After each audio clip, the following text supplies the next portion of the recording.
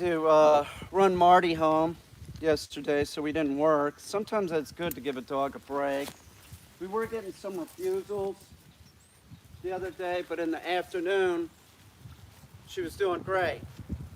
So one thing that's noteworthy is I have a leash on her. Hey, baby, pay attention. No, sit. I also have a new setup on the e-collar. I have conductive plastic comfort pads, but I don't use this that much when we're doing this. So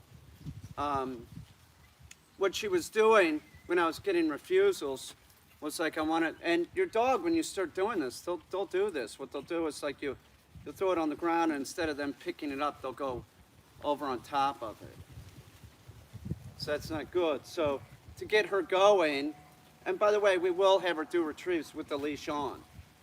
So to get her going, we'll go back to basics. Good girl. Drop. Hold. Good girl. Hold. No, hold. Good girl. Drop. And then we'll go over here and get her to pick it up over here. Baby, hold. Good girl. That's good. Drop. And then we'll go over here because this is where... Hold. Yeah, you got it. Okay, let's see if she'll do it. So we'll go back here. We won't go back too far. Heel. Come here, heel. Baby, hold. Good girl, heel. Heel. Sit. Awesome, dude. Good job. Drop. Sit.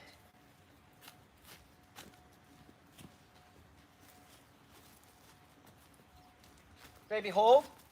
Oops, you missed it. That's okay. Little bit too much energy. It's over here. Baby, I'm gonna make him pick it up. There you go. Good girl. You got it? Good girl. Come here. Okay, baby, here, heel. Sit. Get a heel. Go straight, right here. No. Right here. No. Come on, heel. Sit. Now that's important. If for some reason it gets dropped, don't pick up the retrieve ever. You pick up the retrieve. No, baby, sit. No, sit. You pick up the retrieve, the dog isn't going to be retrieving very long. Baby, hold. Good girl. Heel. No, heel. Sit. Sit. It would be no sit. Let's do one more and then we'll give her a slight break. Baby, hold. Good girl, heel. Come here, heel. Sit. No, sit. Good girl. No, sit. I'm going to do one more because she left a little early. No. Baby, hold. Ah, we got a refusal that time. So see, this is important that she comes over here and picks it up. Baby, hold. There you go. Good girl. Good girl, heel. Come on, heel. No, here. Sit. Good girl. That's good. Drop. Good girl. Here, you go potty or whatever you need to do, okay? Okay, hurry. So that, once you get the dog retrieving and you get a refusal, or even when you're starting to get the dog to retrieve and you get a refusal, don't pick it up. You need to get the dog to pick it up.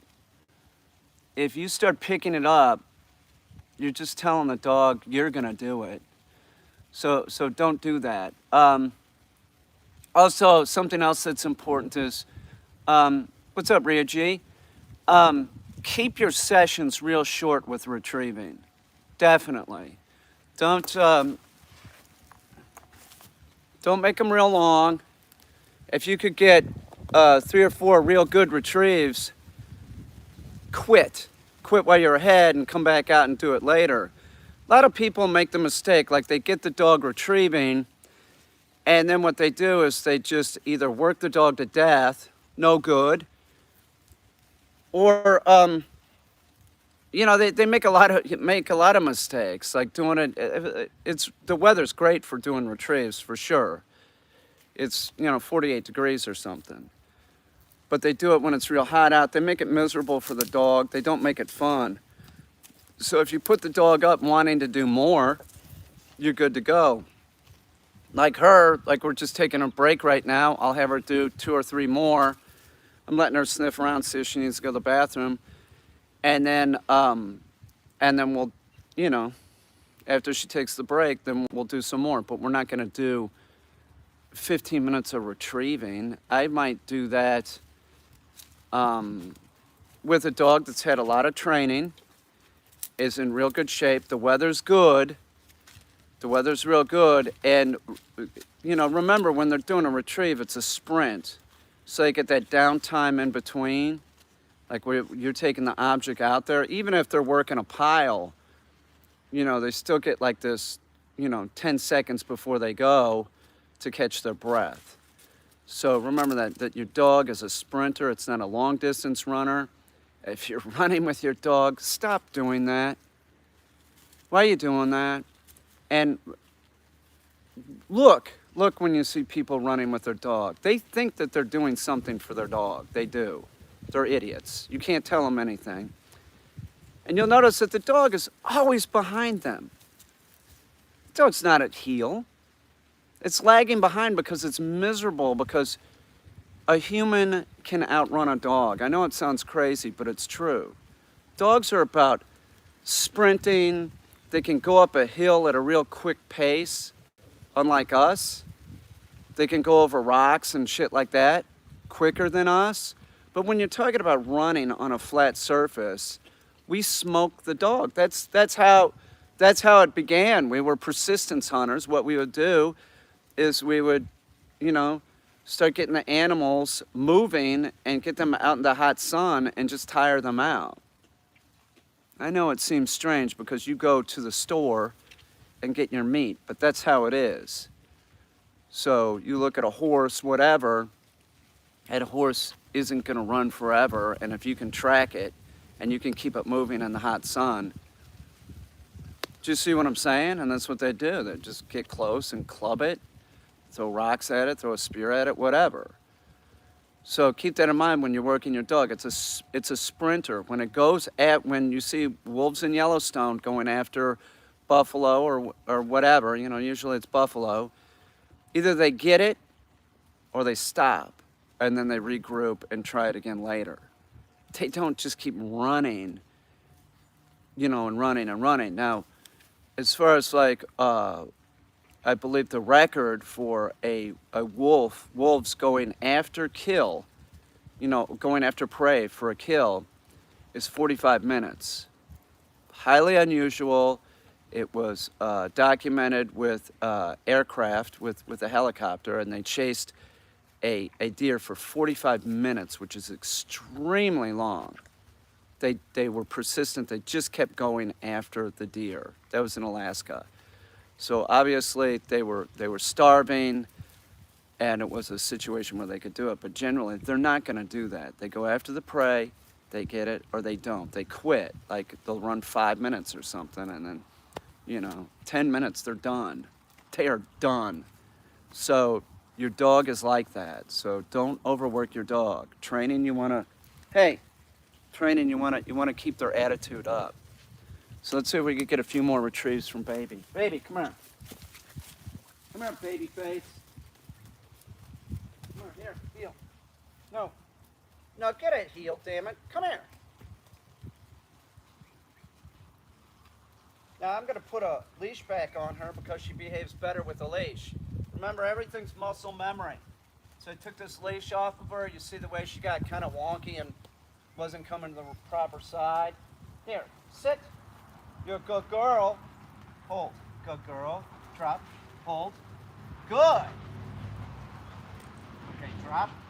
Hold. Good girl. Sit. No, sit. Drop.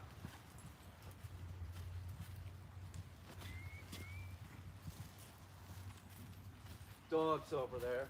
Baby, hold. Good girl. Heel. No, heel. Sit. Drop. That's good. Now, we're just going to, okay, you can go if you want. We're just going to stop right now, and the reason why is because we got a good retrieve. Neighbors' dogs came out over there, and I don't want to have a bad retrieve. So we did those 2 retrieves before. If you get a good retrieve, stop.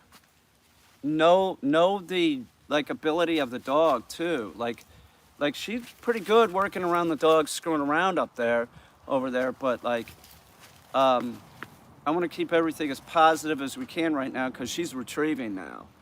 So in a few days, I need her to be able to be in the field.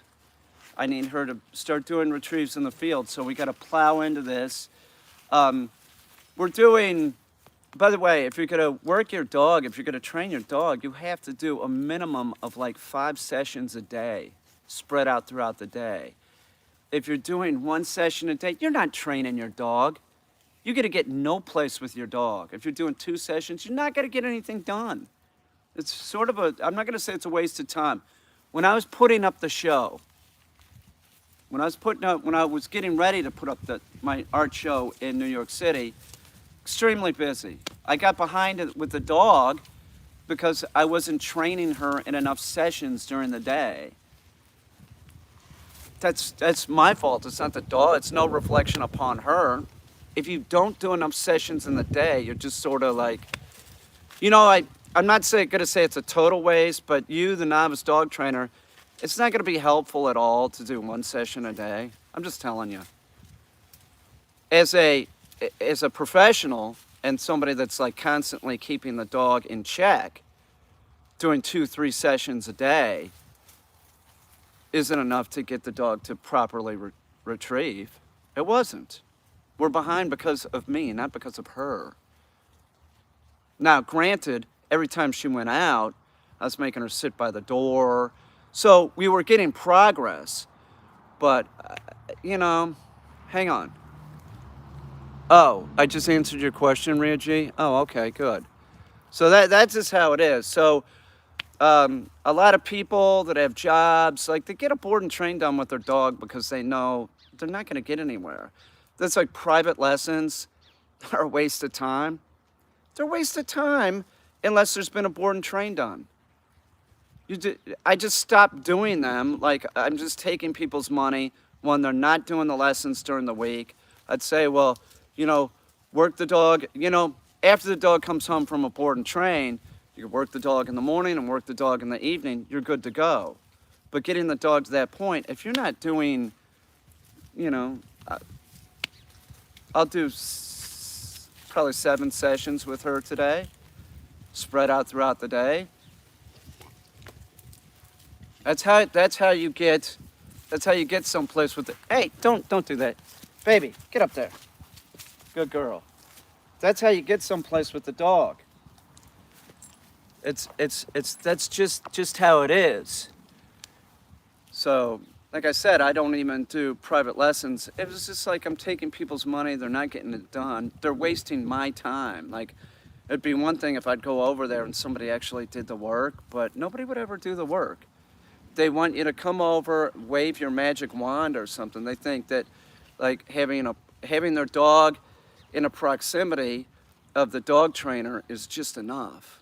Like that's gonna make a difference. It's not, okay? Dog training is hard work, it's repetitious. That's what it's all about. It really is. It's all about that. So,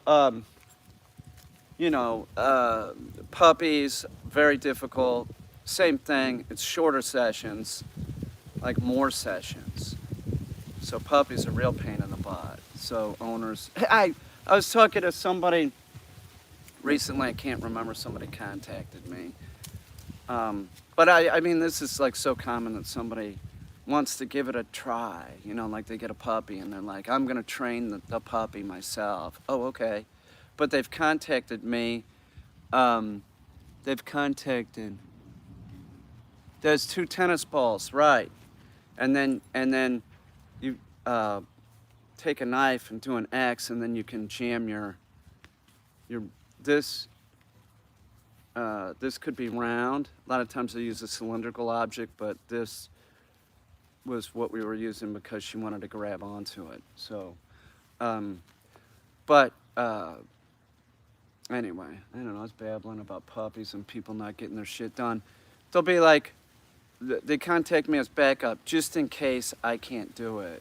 And then I'm going to try it for 2 or 3 weeks. Within a week, they're contacting me. This is harder than I thought.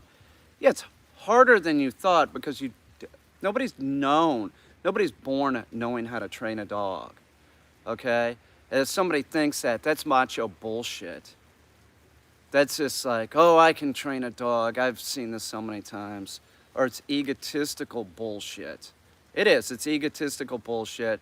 Like, I've run into a lot of people. Oh, thank you, the wolf pack. I've run into a lot of people that, have a above average IQ and think that they can train a dog because they have an above average IQ. But the problem is that all their human experiences have nothing to do with a non-human. So and then that there's like all this stuff that they picked up in high school or watching TV that they think is like sort of correct, and it's not. There's a lot of disinformation, or there's like, they hear in high school, they hear about Pavlov, and think that that's what it's about,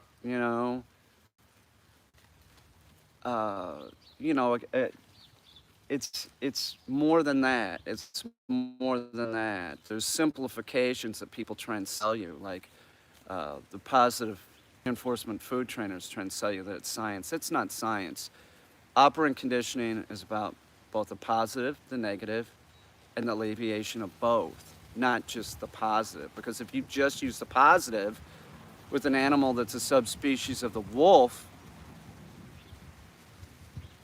that doesn't work so well, because the wolf has got like this social hierarchy, sort of, whether you want to think it or not. And there's a lot of disinformation out there.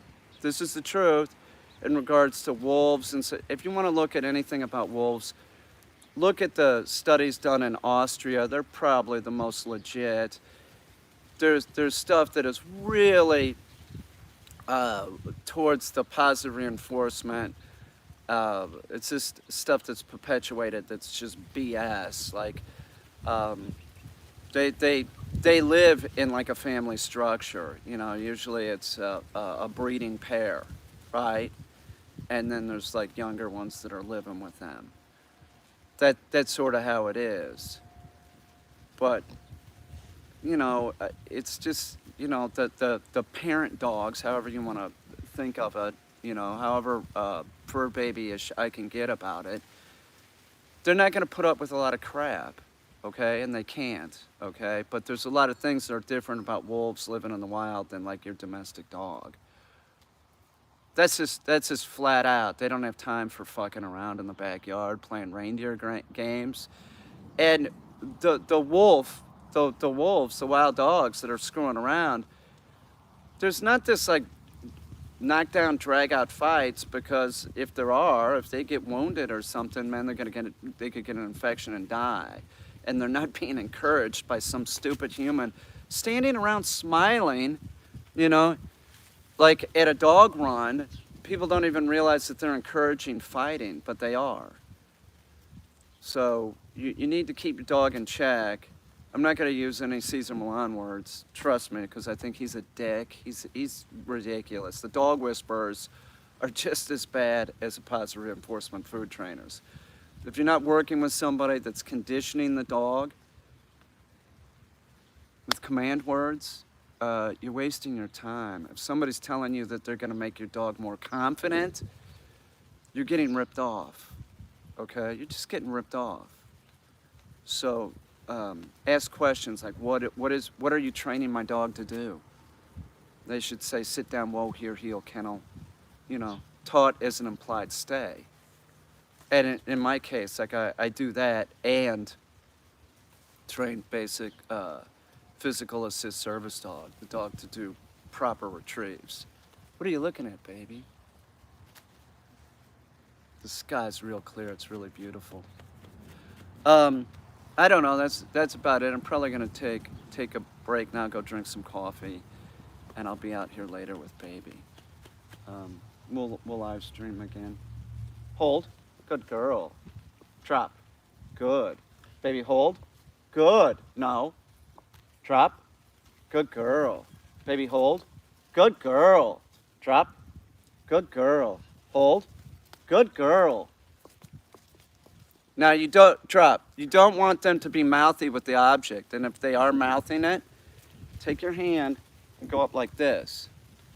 Never come down on a dog like that. Don't even pet the dog on the head, really. Because it can cause, it's like kind of blinking, a hand shyness. So don't do that. Always go for the chest underneath. But you can do this. See? It's not, Thanks, Ria G. How you doing, Ria G? Everything good up there in the freezing Canada, wherever you are? It's getting cold here, except today's supposed to be nice. It is. It's going to be nice today. Here, you want to go? Okay. Anyway, all right. I'll see y'all. Bye-bye. Thanks again.